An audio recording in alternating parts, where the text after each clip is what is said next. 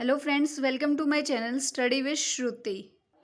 इस वीडियो में हम डिस्कस करते हैं फंक्शन ऑफ हॉस्पिटल की। एक हॉस्पिटल के क्या क्या फंक्शंस होते हैं। तो सबसे पहले आता है पेशेंट केयर, कि पेशेंट को केयर प्रोवाइड करना, उसकी जो भी इसकी डिजीज़ है उसको डायग्नोस करके उसको जो लेवल पे जो है केयर चाहिए वो केयर उसको प्रोवाइड करना। वो थेरेपेटिक केयर हो सकती है, इमोशनल सपोर्ट हो सकता है, या जो भी उसको नीडेड है, उसको मेंटली सपोर्ट चाहिए, उसको जो भी चाहिए वो होता है पेशेंट केयर, जो उसको हम प्रोवाइड कराते हैं। उसके बाद आता है मेडिकल रिसर्च। जो भी आगे हमें फर्दर जो रिसर्च करनी होती है, हमें देखना होता है कि फर्दर जो भी वर्क होता है या फिर जो भी अपॉर्चुनिटीज़ होती हैं हेल्थ केयर सर्विसेज में, वो सारी। उसके बाद आता है prevention of disease and promotion. जो भी डिजीज़ हो रही है उसको प्रिवेंट करना, अगर एरिया में कोई डिजीज़ फैल रही है तो उसको भी पेनिट्रेट होने से रोकना, और हेल्थ के रिगार्डिंग लोगों को प्रमोट करना, उनको एजुकेट करना। उसके बाद आता है इन्वेस्टिगेशन एंड डायग्नोज। कोई भी अगर आपके पास कोई भी प्रॉब्लम लेके आता है हॉस्पिटल में, तो आप उसको इन्वेस्टिगेशन करोगे, उसको देखोगे कि उसको क्या प्रॉब्लम है, वो किस चीज़ के लिए कर रहा है, उसके रिगार्डिंग आप लोग टेस्ट वगैरह हम जो परफॉर्म करते हैं, डायग्नोज करते हैं, वो सारा भी हॉस्पिटल के फंक्शंस में ही आता है। उसके बाद अगर कोई प्रेग्नेंट है कोई लेडी, तो उसको जो आप सर्विसेज हम प्रोवाइड करा सकते हैं वो अकाउंटिंग, बिलिंग और बजटिंग। ये जो भी सर्विसेज होती हैं, जब भी हम बिलिंग करते हैं, अकाउंटिंग करते हैं, बजट देखते हैं, वो सब। एजुकेशन और training to health care providers.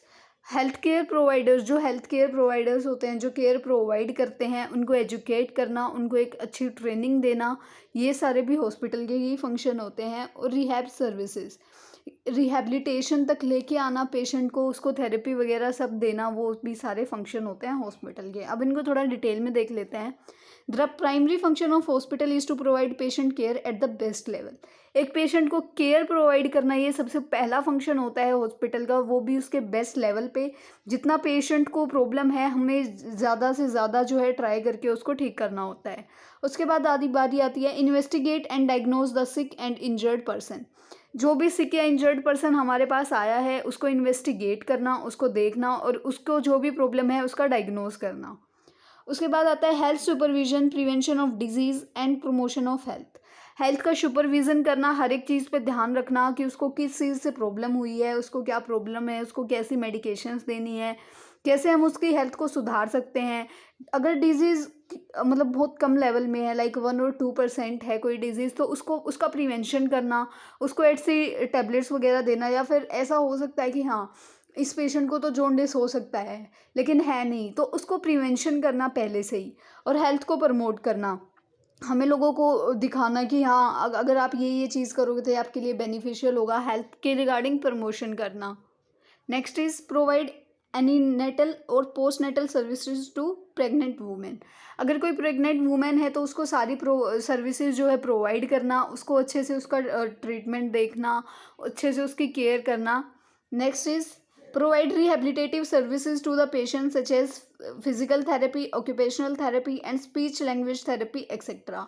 हर एक पेशेंट को, मतलब हर एक पेशेंट को तो नहीं, जिनको नीडित होती है उनको रिहेबिलिटेटिव सर्विस जो है वो प्रोवाइड करना। अगर उनको फिजिकल थेरेपी की ज़रूरत है तो वो प्रोवाइड करना, ऑक्यूपेशनल थेरेपी की ज़रूरत है तो वो प्रोवाइड करना, या फिर अगर कोई बोल नहीं पा रहा है ठीक से, किसी को बोलने में प्रॉब्लम है, या तो उसको स्पीच लैंग्वेज की थेरेपी देना, ये सब। उसके बाद बारी आती है प्रोवाइड एजुकेशन और training to the health care providers such as doctor, nurses and other paramedical staff.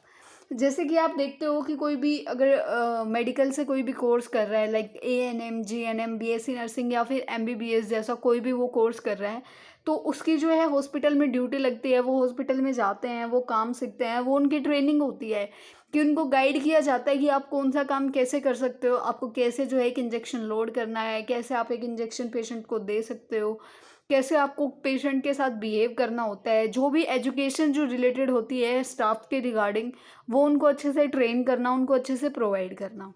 Provide services relating to accounting, billing, budgeting, housekeeping, laundry, security, transport, engineering and maintenance.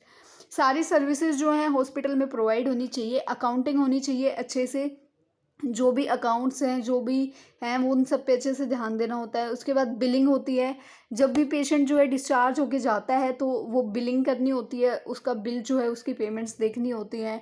Budgeting देखनी होती है, जब भी आप एक hospital बनाते हो तो उसके लिए भी एक बजट सेट करना होता है कि हाँ, इतनी जो है इतना मतलब इतने में पैसों में बिल्डिंग रेडी होएगी, इतने में ये काम होगा, तो वो सारा, या फिर एक पेशेंट जो है वो आ रहा है आपके पास लेकिन वो जो है इतना ज़्यादा नहीं है, फाइनेंशियली ज़्यादा सपोर्ट नहीं कर सकती वो उसकी फैमिली, तो उसका भी बजट जो है वो सब जो है देख के चलना पड़ता है। उसके बाद आती है हाउसकीपिंग, जितनी भी सैनिटेशन रिगार्डिंग होती है, बार बार जो है उसको साफ़ करना, वहाँ पे बार बार मोपिंग करना, फ्लोर को क्लीन करना, वो सारी चीज़ें। जितनी भी बेडशीट वगैरह है वो लॉन्ड्री टाइम टू टाइम हो जाए, उनको लॉन्ड्री में टाइम से भेजा जाए, वो साफ़ हों। सिक्योरिटी होनी चाहिए अच्छे से, ट्रांसपोर्ट सर्विसेज होनी चाहिए, इंजीनियरिंग होनी चाहिए और मेंटेनेंस भी होनी चाहिए हॉस्पिटल की टाइम टू टाइम। उसके बाद आती है provide opportunity to medical research and other health care activities. हम मेडिकल रिसर्च करते हैं, कई बार क्या होता है कि जो डेड बॉडीज़ होते हैं उनको आगे सेंड कर दिया जाता है, अगर उनकी डिजीज़ नहीं मिल पा रही है, उनका कॉज नहीं मिल पा रहा है, तो उस पे आगे रिसर्च करने के लिए कि क्या चीज़ है, क्यों डेथ हुई है, ऐसी क्या प्रॉब्लम थी, तो उसके लिए मेडिकल रिसर्च के लिए या फिर कोई और हेल्थ केयर एक्टिविटीज़ के लिए जो है अपॉर्चुनिटीज़ प्रोवाइड करानी चाहिए।